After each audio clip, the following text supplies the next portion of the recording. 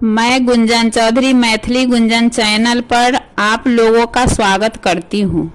But Savitri पूजा के दिन सावित्री सत्यवान का कथा सुनना चाहिए।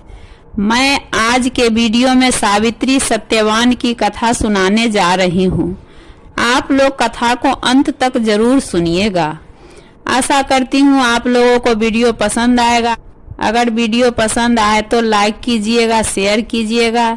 चैनल पर नए हैं तो चैनल को सब्सक्राइब कीजिएगा। चलिए अब कथा शुरू करती हूँ। सावित्री राजा अश्वपति की पुत्री थी, जो अपने पिता की एकमात्र संतान थी।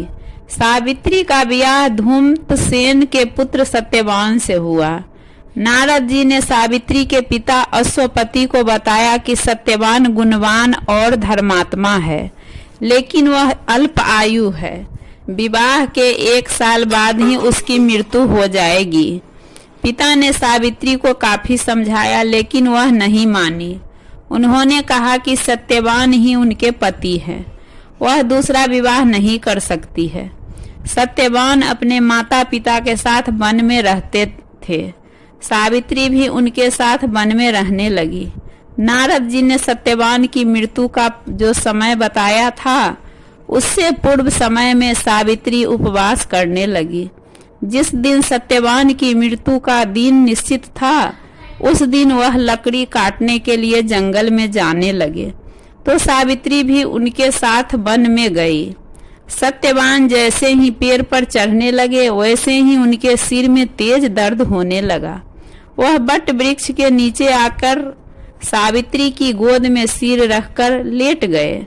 कुछ समय बाद सावित्री ने देखा कि यमराज यमदूतों के साथ सत्यवान के प्राण लेने आए हैं।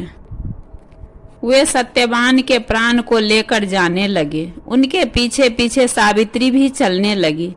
कुछ समय बाद यमराज ने देखा कि सावित्री उनके पीछे पीछे चली आ रही है, तो उन्होंने सावित्री से कहा कि सत्यवान से तुम्हारा साथ धरती तक ही था, अब तुम वापस लौट जाओ। सावित्री ने कहा कि जहाँ पति जाएंगे वहाँ उनके साथ जाना एक पत्नी का धर्म है। यमराज सावित्री की पतिव्रता धर्म से बहुत प्रसन्न हुए और वह वर मांगने को कहा। सावित्री ने अपने ससुर का खोया राजपाट वापस मिलने का वरदान मांगा। यमराज ने वह वरदान दे दिया। इसके बाद भी सावित्री यमराज के पीछे चलती रही। यमराज ने उनसे एक और वरदान मांगने को कहा। सावित्री ने सत्यवान के 100 पुत्रों की माता बनने का वरदान मांगा। अपने वचन से बंधे यमराज ने सावित्री के 100 पुत्रों की माता होने का वरदान दिया और सत्यवान के प्राण लौटा दिए। वे वहां से अदृश्य हो गए। सावित्री वहां से लौटकर बट वृक्ष के पास आ गई।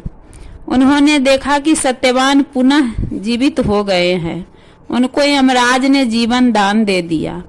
सावित्री के व्रत और पतिव्रता धर्म से सत्यवान को दोबारा जीवन मिल गया और उनके ससुर को खोया राजपाट भी मिल गया। वे पहले की तरह देखने भी लगे।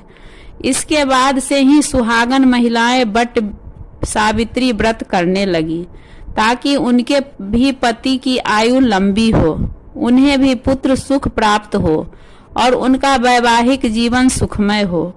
आशा करती हूँ आपको वीडियो जरूर पसंद आएगा। आपको वीडियो कैसा लगा कमेंट में बताइएगा जरूर। धन्यवाद।